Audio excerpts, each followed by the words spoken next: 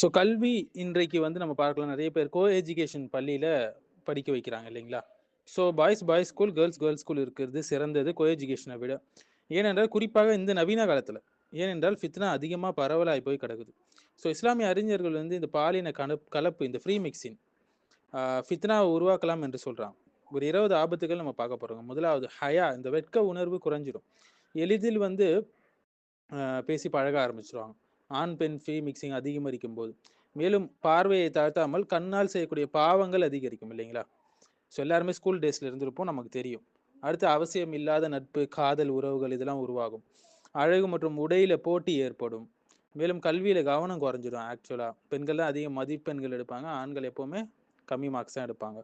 மனதுல ஃபித்னாவை ஏற்படுத்தக்கூடிய எண்ணங்கள் தோன்றும், தேவையில்லாத எண்ணங்கள். மேலும் ஹராமான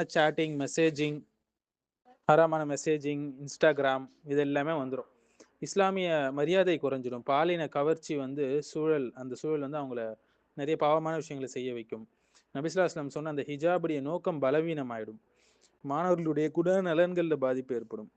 மேலும் அதிரடி வெஸ்டர்ன் கலாச்சாரம், டேட்டிங் கல்ச்சர்லாம் வந்துடும். பாவ சூழல் வந்து ரொம்ப சாதாரணமாக தோன்றிடும்.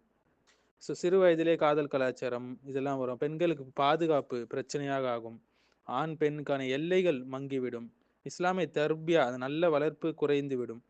ஸோ சலஃப் அறிஞர்கள் நிறைய பேர் பார்க்கலாம் இல்லைங்க. ஷேக் அப்துல் அசீஸ் இப்னு பாஸ், ஷேக் உத்தைமின், ஷேக் ஃபவுசான் அவங்களுடைய ஃபத்வாலாம் பார்த்தா, கல்வி முக்கியம்தான், ஆனால் ஆண் பெண் பிரிந்து கல்வி கொடுக்கப்பட்டால் ஃபித்னா குறையும் என்று சொல்றாங்க.